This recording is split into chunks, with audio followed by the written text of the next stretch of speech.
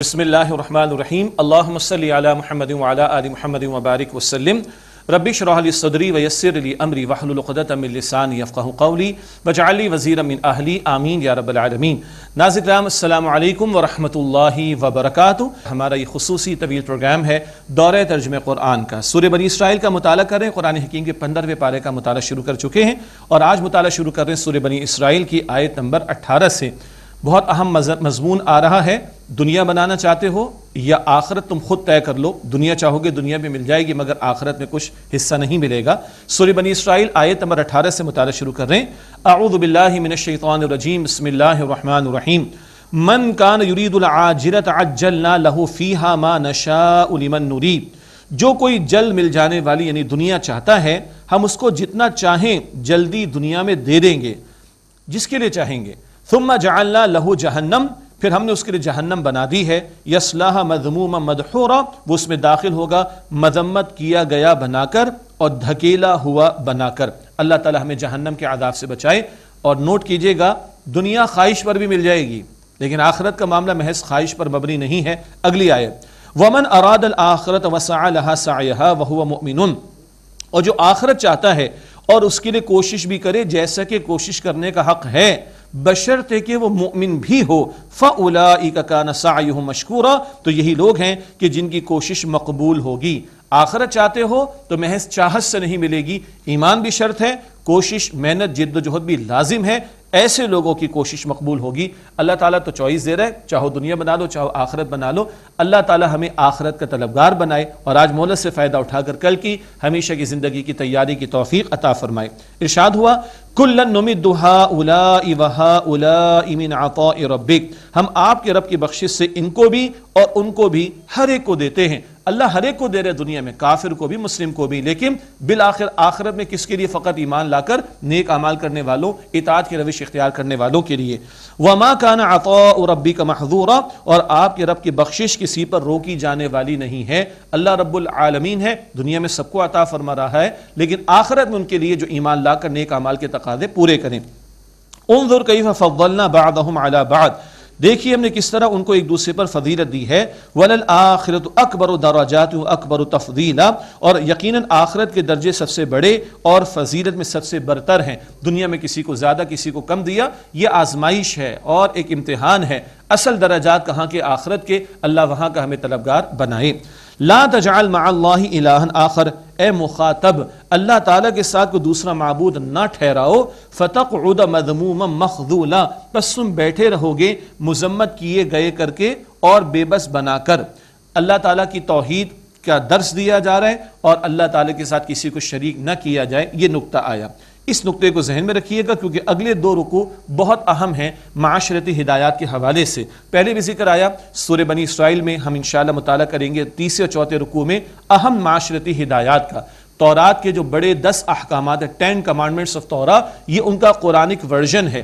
معاشرتی سطح کی بڑی اہم ہدایات تورات میں بھی دی گئی، قرآن پاک نے بھی ان کو ذکر کیا۔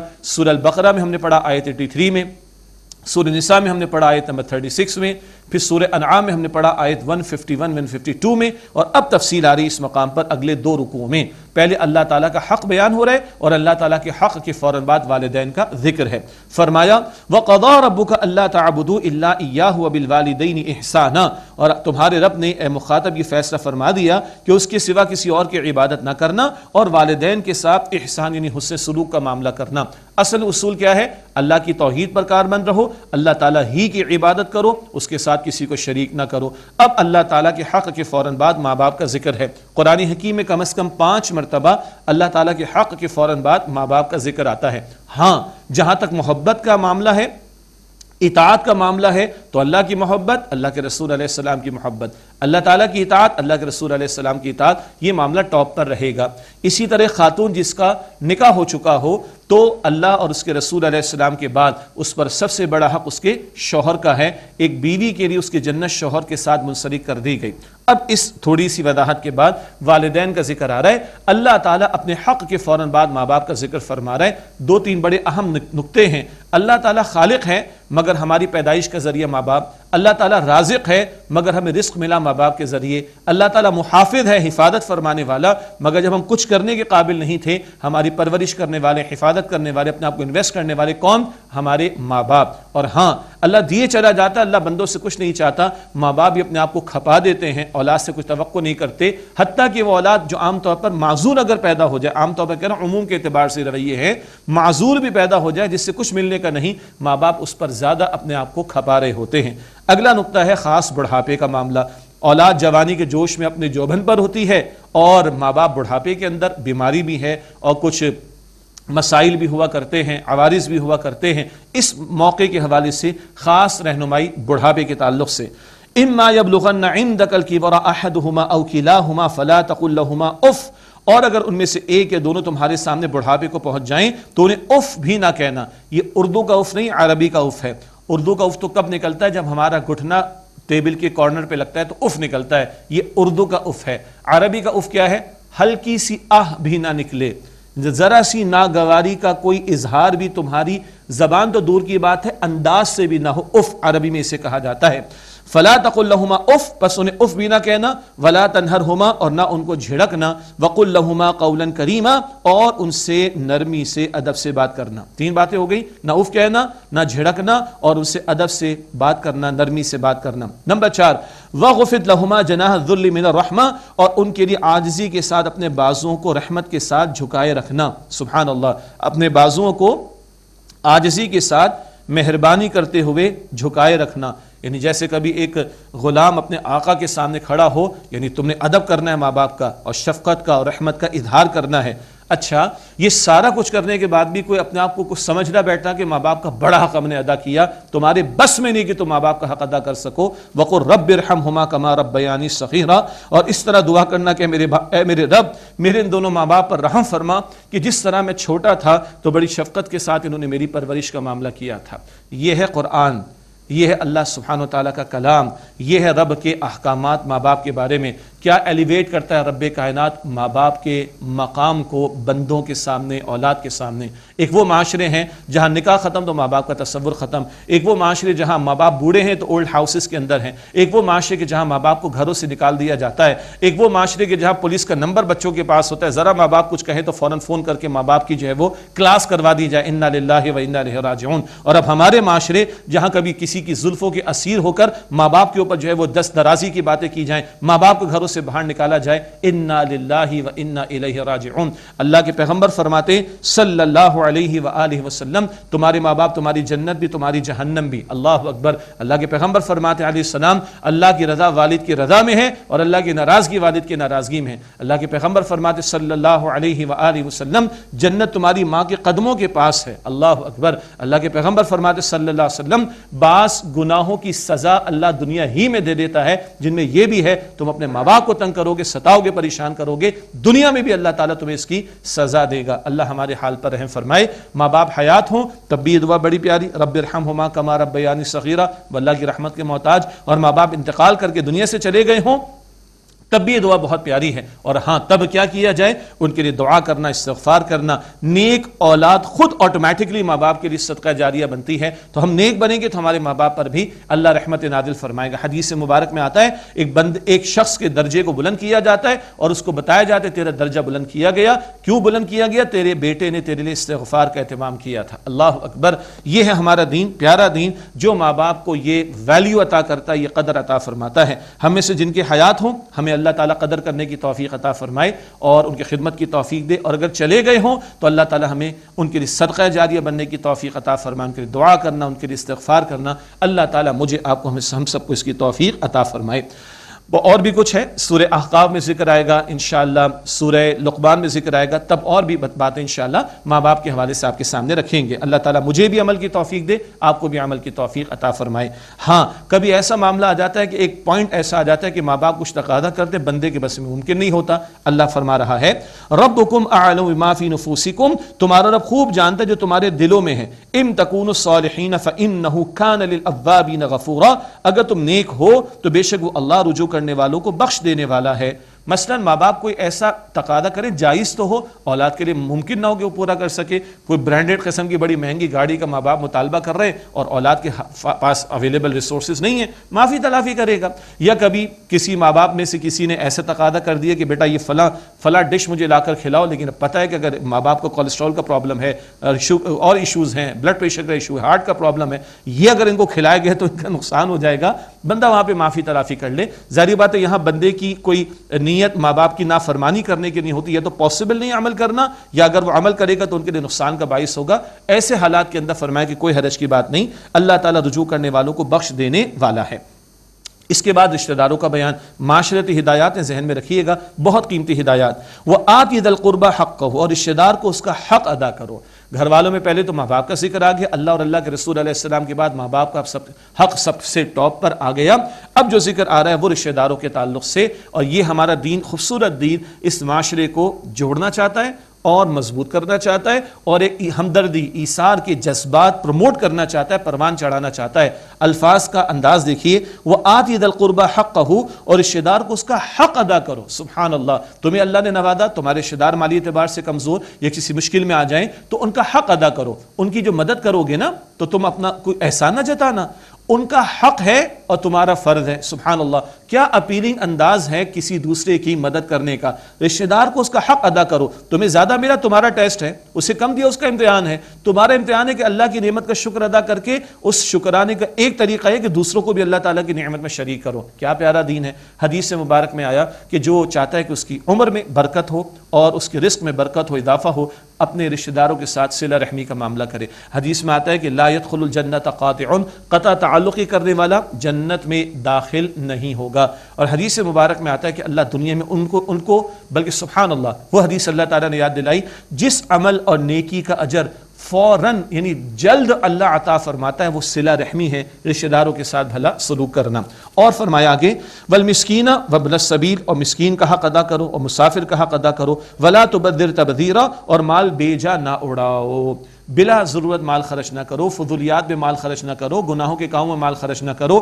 ان المبذرین کانوا اخوان الشیاطین، بلا شبہ فضول خرچی کرنے والے شیاطین کے بھائی ہیں۔ وکان الشیطان لربہ کفورا، اور شیطان تو اپنے رب کا ناشکرا ہے۔ اللہ اکبر، کئی مرتبہ ہم دیکھتے ہیں کہ لوگ اپنے کچھ ایونٹس کے موقع پر اور مواقع پر بے دریغ مال خرچ کرتے ہیں، اور ان کے رشتہ دار محتاج ہوتے ہیں، ضرورت مند ہوتے ہیں، پڑوسی ہوتے ہیں، وہ بیچارے تکتے رہ جاتے ہیں۔ تو شیطان کیا کرتا ہے کہ لوگوں کو لڑانا چاہتا ہے۔ شراب اور جوئے کی حرمت والی آیت المائدہ آیت 91 میں ذکر آیا تھا، شیطان تمہارے اندر بغض اور عداوت پیدا کرنا چاہتا ہے۔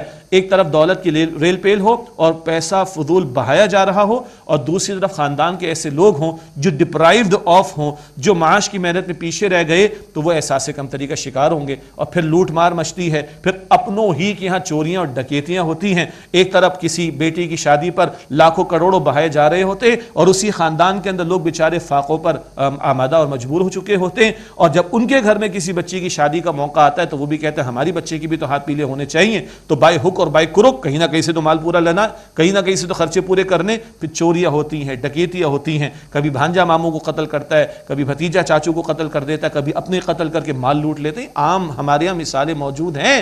تو فضول خرچیوں کے نتیجے میں کیوس اور انتشار پیدا ہوتا، اور یہ شیطان کا طرز عمل ہے لڑانے والا۔ وَكَانَ الشَّيْطَانُ لِرَبِّهِ كَفُورًا، اور شیطان اپنے رب کا ناشکرا ہے۔ دولت اگر حلال پر ملے تو اللہ کی نعمت ہے، اس کا فضول خرچ کیا جانا ناشکری ہے، اور یہ طرز عمل ناشکری کا کس کا ہے؟ شیطان کا۔ وَإِمَّا تُعْرِضَنَّ عَنْهُمُ ابْتِغَاءَ رَحْمَةٍ مِّن رَّبِّكَ تَرْجُوهَا فَقُل لَّهُمْ قَوْلًا مَّيْسُورًا، اور اگر تم اپنے رب کی رحمت کے امتدار میں جس کی تم امید رکھتے ہو اعراض کرنا چاہو تو فَقُل لَّهُمْ قَوْلًا مَّيْسُورًا، تو ان سے کہہ دیا کرو نرمی کی بات۔ کیا مطلب؟ کوئی سوال تمہارے سامنے پیش کرتا ہے، تمہارے حالات ابھی ایسے نہیں کہ تم اس کی حاجت کو پورا کرنے کے لیے مال پیش کر سکو، تم خود منتظر ہو کہ اللہ تمہارے حالات کو بہتر فرما دے، تو نرمی کی بات کہو، اس کو دعا دے دو، اس سے معذرت کر لو، یا کسی اور کی طرف ریفر کر لو، لیکن بات نرمی کی ہو۔ وَلَا تَجْعَلْ يَدَكَ مَغْلُولَةً إِلَىٰ عُنُقِكَ وَلَا تَبْسُطْهَا كُلَّ الْبَسْطِ، اور اپنے ہاتھ کو گردن سے باندھ کر بالکل نہ رکھو، مراد کنجوس نہ ہو جاؤ، اور نہ اسے بالکل پوری طرح کھول دو۔ فَتَقْعُدَ مَلُومًا مَحْسُورًا، تو اے مخاطب اس صورت میں تم ملامت زدہ تھکے ہارے بیٹھے رہ جاؤ گے، یعنی ایکسٹریمز پر نہ ہو، نہ ایسے کنجوس بنو کہ اپنے اوپر بھی خرچ نہ کرو، دوسروں پہ تو دور کی بات، اور نہ ایسا ہاتھ کھلا ہو جائے کبھی جوش میں آ کے سارا دے دیا اگلے دن لوگوں کے سامنے ہاتھ پھیلانا پڑ جائے. نہیں، حدیث میں آتا ہے بہترین صدقہ وہ ہے کہ جس کے دینے کے بعد بندہ خود محتاج نہ ہو جائے. اعتدال کا معاملہ خرچ میں بھی مطلوب ہے. ان ربک یبسط الرزق لمن یشاء ویقدر، بے شک آپ کا رب جس کے لیے چاہتا ہے رزق کو کشادہ فرما دیتا ہے اور جس کے لیے چاہتا ہے تنگ کر دیتا ہے. انہ کان بعبادہ خبیرا بصیرا، بے شک وہ اپنے بندوں کی خوب خبر رکھنے والا، خوب دیکھنے والا ہے. کس کو زیادہ کس کو کم، اللہ کے فیصلے اس کی مشیت اور حکمت کے مطابق. ہاں کسی کے حالات کو بدل دینا تمہارے اختیار نہیں ہے. تمہیں جو اللہ تعالیٰ نے وسائل دیے کسی پر خرچ کر سکتے ہو، تمہیں موقع ملتا ہے تم خرچ کرو اور اجر پاؤ. حالات بدل دینے کا اختیار تمہارا نہیں ہے، وہ اللہ سبحانہ و تعالیٰ کے ہاتھ میں ہے اور اللہ تعالیٰ اپنے بندوں سے خوب واقف ہے. اگلا رکوع شروع ہوتا ہے، چوتھا رکوع. اس میں بڑی اہم معاشرتی ہدایات جان کی حفاظت کے لیے اور آبرو کی حفاظت کے لیے اور مال کی حفاظت کے لیے. یہ شریعت کے بیسک آبجیکٹیوز اور بیسک بنیادی مقاصد ہیں. آبرو کی حفاظت، جان کی حفاظت، مال کی حفاظت، ان حوالوں سے بھی رہنمائی. فرمایا وَلَا تَقْتُلُوا أَوْلَادَكُمْ خَشْيَةَ إِمْلَاقٍ، اور تم اپنی اولاد کو مفلسی کے ڈر سے قتل نہ کرو. نَحْنُ نَرْزُقُهُمْ وَإِيَّاكُمْ، ہم انہیں بھی رزق اور تمہیں بھی رزق دیتے ہیں. ان قتلہم کان خطئا کبیرا، بے شک ان کا قتل تو بہت بڑا گناہ ہے. قتل اولاد سے منع. عرب کے معاشروں میں بھی کچھ لوگ ایسے تھے جو مفلسی کے ڈر سے اولاد کو قتل کر دیا کرتے تھے. وہ تو جاہلوں کا دور تھا نا، زمانے جاہلیت کہتے ہیں. آج کہتے ہیں ہم پڑھے لکھے دور میں ہیں، ایڈوانس دور کے اندر ہیں. اور آج کے جاہل وہ ہیں جو پوری تحریک چلاتے ہیں فیملی پلاننگ کے لیے اور کہتے ہیں بچے دو ہی اچھے، ایک کے بعد ابھی نہیں، دو کے بعد کبھی نہیں. انا للہ و انا الیہ راجعون. ہمارا خیال یہ ہو گیا کہ ہم بچوں کو پال لیں. اور تمہیں کس نے پیدا کیا؟ پیچھے چلے جاؤ، زمین بنانے والا کون، سجانے والا کون، وسائل عطا کرنے والا کون؟ تو اس ڈر سے کہ بچے پیدا ہو جائیں گے تو کہاں سے کھلائیں گے، اس ڈر سے کہ تم اولاد کا قتل کر رہے ہو، یہ بہت بڑا گناہ ہے. اور یہ تو اللہ کی صفت رزاقیت پر عدم اعتماد کا معاملہ ہے. یہ تو عقیدے کا گناہ ہوگا، عقیدے کا بہت بڑا بگاڑ کا معاملہ آ جائے گا. اور بہرحال لاکھ دنیا کوشش کر لے، جس جان نے دنیا میں آنا ہے وہ آ کر رہے گی. اور جائے کوئی فرانس والے سے پوچھے، جب انہوں نے پابندیاں لگائیں تو ہوش ٹھکانے آ گئے اور بیچاروں کو پھر اعلانات کرنے پڑے. ورلڈ وار 2 کے بعد جو جتنے بچے پروڈیوس کرے گا، پیدا کرے گا، اسٹیٹ اس کو اتنا زیادہ سپورٹ کرے گی. ان ساری باتوں کو ایک طرف رکھیے. ایک حدیث 12ویں پارے کے آغاز میں ہم نے آپ کے سامنے رکھی تھی. اللہ کے پیغمبر صلی اللہ علیہ وسلم نے ارشاد فرمایا، میں اپنے اس امتی پر سب سے زیادہ فخر کروں گا جس کے ذریعے سے میرے رب نے میری امت میں اضافہ کیا ہوگا. تو حضور کی حدیث کے مطابق تو سلوگن کیا ہونا چاہیے؟ بچے زیادہ ہی اچھے. اور ہم حضور کے سلوگن یا حضور کی حدیث کے مطابق جو معاملہ ہونا چاہیے اس کے بالکل اگینسٹ پہ جا کر کہتے ہیں بچے دو ہی اچھے. اپنے ایمان کا ہمیں جائزہ لینا چاہیے. ان قتلہم کان خطئا کبیرا، بے شک ان کا قتل بہت بڑا گناہ ہے.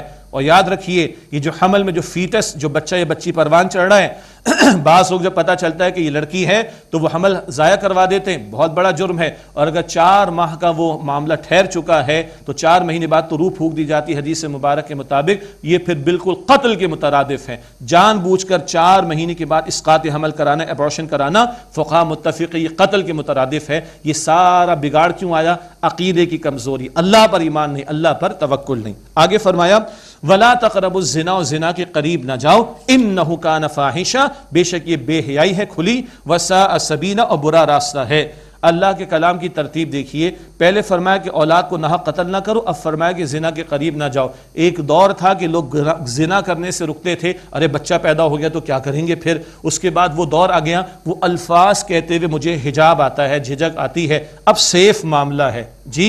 وہ جو بچوں کی پروڈکشن کو روکنے اور ضبط ولادت کی کوششیں کی گئیں، اس کے نتیجے میں جو چیزیں ایجاد کی گئیں ان کو زنا کے راستوں پر لگا دیا گیا اور وہ سیف راستہ اختیار کر کے زنا دھندا اس کا بڑھتا چلا گیا. اللہ تعالیٰ منع کر رہا ہے کہ اولاد کو قتل نہ کرو اور اللہ منع فرما رہا ہے کہ زنا کے قریب بھی نہ جاؤ. اور غور کیجئے گا، یہ آبرو کی حفاظت کی بات آ رہی، عزت کی حفاظت کی بات آ رہی. یہ نہیں فرمایا کہ زنا مت کرو، فرمایا کہ زنا کے قریب بھی نہ جاؤ. ایک ہے زنا کا عمل جس پر شریعت سزائیں بھی بیان کرتی ہے، وہ تو آخری حتمی عمل ہے. وہ تمام امور جو زنا تک لے جانے والے ہیں، انگریزی میں پڑھتے تھے نا نب دا ایول ان دا بڈ والی بات ہے، برائی کو جڑ سے اکھاڑ دو. دین کہتا ہے سدے ذرائع، وہ وسائل وہ ذرائع جو گناہ تک لے جا سکتے ان پر بھی پابندی. نگاہوں کی حفاظت کی تعلیم، مرد اور عورت کے عادات اخلاص سے منع کیا گیا. یہ فلمیں ڈرامے ناچ گانے جس میں عورت کو ذلیل کر کے پریزنٹ کیا جا رہا ہے منع کرتا ہے ہمارا دین. مرد اور عورت کا آزاد اختلاط منع کرتا ہے ہمارا دین. یہ ناچ گانوں کے معاملات منع کرتا ہے ہمارا دین. یہ رقص سرور کی محفلیں منع کرتا ہے ہمارا دین.